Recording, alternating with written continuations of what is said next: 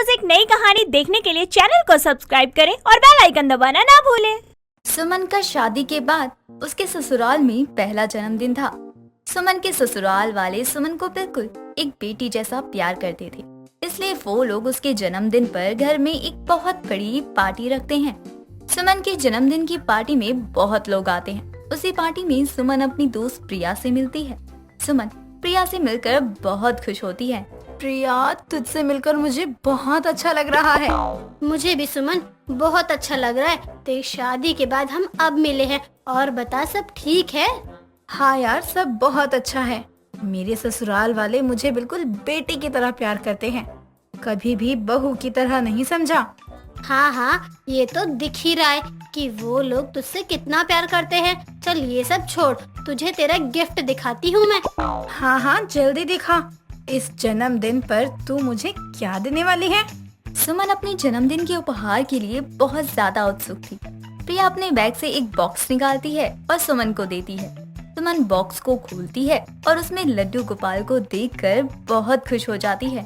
Thank you प्रिया, इस छोटे से प्यारे से उपहार के लिए।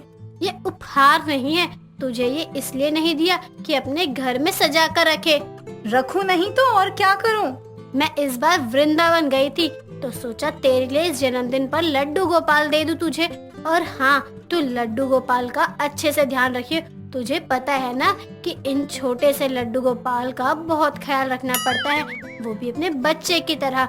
खाना खाने से पहले इनको खाना देना होगा, सोने से पहले इनको सुलाना होगा, कभी भी घर में अकेला छोड़कर नहीं जाना। ये सब तो कर ही सकती है ना तू? हाँ, बिल्कुल कर सकती है। अब ये लड्डू गोपाल जी मेरे घर के नए सदस्य हैं, तो इनका ख्याल रखना मेरा फर्ज है ना।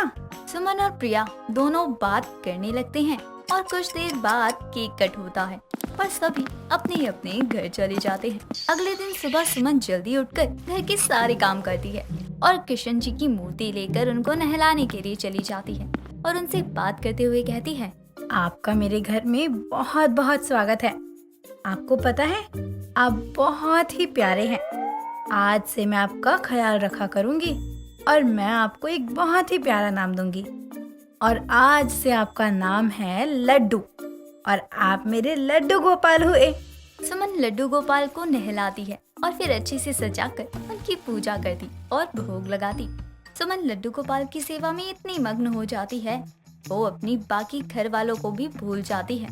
तभी उसकी सास सरला सुमन को आवाज लगाती है, बहू कहाँ है तू? आज हमें कुछ खाने को मिलेगा या नहीं? सरला की बात सुनकर सुमन जल्दी से लड्डू गोपाल को मंदिर में रखती है और सरला के पास जाती है। जी माँ, बस 5 मिनट में आपको खाना देती हूँ। क्या है ना कि मैं लड्डू को तैयार कर रही थी। लड्डू? कौन लड्डू? कोई बच्चा है क्या अपने घर? माँ जी, कोई बच्चा नहीं है, बल्कि घर में छोटे से लड्डू गोपाल आए हैं। मेरी दोस्त ने मुझे जन्मदिन पर उपहार दिया था। अच्छा, अब मुझे खाने को दे दे बहू, भूख लगी है, भूख के मारे जान निकल रही है। सुमन सरला को खाना ला कर देती है और अपने लड्डू गोपाल के पास जाकर बैठ जाती है। ऐसे ही वक्त गुजरता है और सुमन हर दिन सुबह जल्दी उठकर घर की साफ सफाई के बाद सबसे पहले अपने लड्डू गोपाल को तैयार करती है, भोग लगाती है, फिर बाकी के घर वालों के लिए खाना बनाती है और पूरा दिन लड्डू गोपाल की सेवा में निकाल देती है। ऐसे ही एक दिन सरला सुमन को कहती है, बहू तू जल्दी से घर का काम खत्म कर ले, उसके बाद हमें थोड़ा शॉपिंग करने के लिए बाजार जाना है। शॉपिंग? पर किस लिए? आप कहीं जा रही हैं क्या?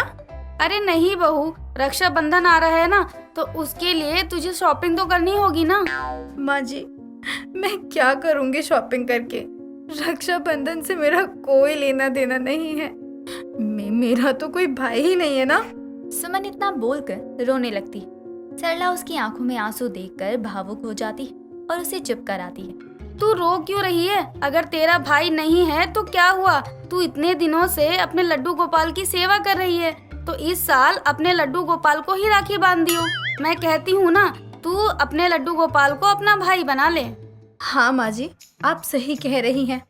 आज से लड्डू गोपाल ही मेरे छोटे भाई हैं और आज से मैं उनको हर साल राखी बांधा करूँगी। हाँ बहू, चल अब देर मत कर, जल्दी से तैयार हो जा और अपने कपड़े लेने चलते हैं। ठीक है माँ जी, लेकिन घर में कोई नहीं है और हम अपने लड्डू गोपाल को घर में अकेले कैसे छोड़ सकते हैं? हम कुछ देर के लिए अपने पड़ोसियों के घर छोड़ देंगे। ठीक है माँ जी, आप यहीं रुकिए, मैं अभी अपना पर्स लेकर आती हूँ। सुमन जल्दी से अपने कमरे में जाती है और कुछ पैसे और पर्स लेकर उसके बाद अपने लड्डू गोपाल को लेकर अपने पड़ोसी के घर में छोड़ देती है। वहाँ से वो शॉपिंग करने चली जाती है। कुछ दूर चलने के बाद सुमन को लड्डू गोपाल की याद आने लगती है और वो सरला से कहती है, माँ जी, हम वापस घर चलते हैं। क्या हुआ बहू, घर वापस क्यों जाना है तुझे? तबीयत तो ठीक है ना तेरी? माँ जी, मैं बिल्कुल ठीक हूँ, पर मुझे अपने लड्डू की बहुत याद आ रही है। ना जाने हमारी पड़ोसन उसका ख्याल रख भी रही होगी या नहीं। मुझे बहुत अजीब सा लग रहा है। तू इतनी टेंशन क्यों ले रही है? वो भी तेरे लड्डू गोपाल का अच्छे से ख्याल रखेंगे। और अभी तो बस 5 मिनट ही हुए हैं हमें बाहर आए हुए। पर माँ जी, परवर कुछ नहीं बहू, अब जल्दी से चल, हमें घर वापस भी तो जाना है।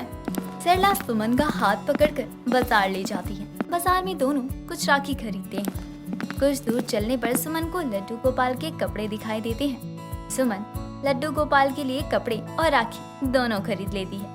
सुमन इस राखी के लिए बहुत खुश थी। घर आते हुए अचानक से एक कुत्ता उसके हाथ से कपड़े और राखी लेकर भाग जाता है। सुमन कुछ दूर उसका पीछा करती है, लेकिन कुत्ता अचानक से गायब हो जाता है। तो सुमन वहीं खड़ी होकर रोने लगती है और घर आती है। सुमन को देखकर सरला कहती है, बहू चुप हो जा, अब रोने से कपड़े और राखी वापस थोड़ी ना आ जाएंगे। पर माँ जी, वो कपड़े और राखी मैंने अपने भाई के लिए बड़े ही प्यार से लिया था और वो कुत्ता उसको छीनकर भाग गया। सुमन रोते हुए अपने कमरे में चली जाती है और रोते रोते सो जाती है। कुछ देर बाद जब उसकी आंखें खुलती है तो टेबल पर वही कपड़े और राखी देखकर वो हैरान रह जाती है। तभी उसका पति रवि बाथरूम से फ्रेश होकर आता है। अरे तुमको अपने सामान का कोई होश वोश है कि नहीं है? कपड़े बाहर ही छोड़कर यहाँ आराम से सो रही हो। रवि जी, ये कपड़े आप कहाँ से लाए? ये वही कपड़े और राखी है जो कुत्ता मुझसे छीनकर भाग गया था। ये कपड़े और राखी मुझे अपने गेट के बाहर मिला। मुझे लगा तुम भूल गई होगी, इसलिए मैं अंदर उठाकर ले आया। सुमन अपने लड्डू गोपाल के कपड़े देखकर बहुत खुश होती है और खुशी के मारे वही नाचने लगती है, ये सोचकर कि कल की राखी उसके लिए बहुत ही महत्वपूर्ण होने वाली है, क्योंकि इस बार की राखी वो अपने लड्डू गोपाल के साथ मनाने वाली है। तभी अचानक उसे अपने लड्डू गोपाल की याद आती है और वो अपने पड़ोसी के घर जाकर लड्डू गोपाल को लेने जाती है। जैसे ही वो पड़ोसी के घर जाती है, गेट पर ताला देखकर परेशान हो जाती है और खुद से कहती है, हे भगवान, ये लोग तो मेरे लड्डू को घर में बंद करके चले गए। कपड़े और राखी मैं लाई तो हूँ, लेकिन मेरे लड्डू के साथ रक्षाबंधन मनाऊंगी कैसे? पता नहीं कब तक आएंगे ये लोग। सुमन खुद से बोलते बोलते अपने घर के दरवाजे पर बैठ जाती है और पड़ोसी की राह देखने लगती है। तभी सरला उसे गेट पर बैठा देखकर कहती है, क्या हुआ बहू, बाहर बैठकर किसका इंतजार कर रही है तू?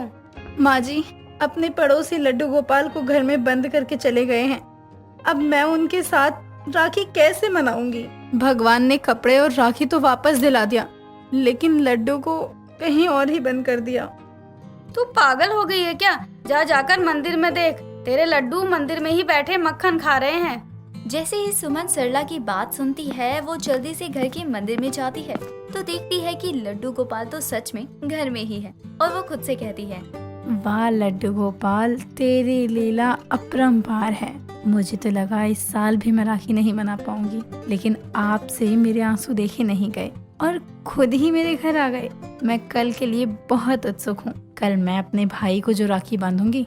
अगले दिन सुबह सुमन अपने लड्डू गोपाल को अच्छे से नए कपड़े पहनाती है और उनको राखी बांधती है और भोग भी लगाती है। और इस तरह से लड्डू गोपाल बड़ी ही चमत्कारी रूप से अपनी और सुमन की राखी को अनोखी राखी मानते हैं। दोस्तों, अगर आपको ये कहानी पसंद आई तो इसे लाइक करें, शेयर करें और कमेंट करके बताएं कि कहानी में आपको सबसे अच्छा क्या लगा।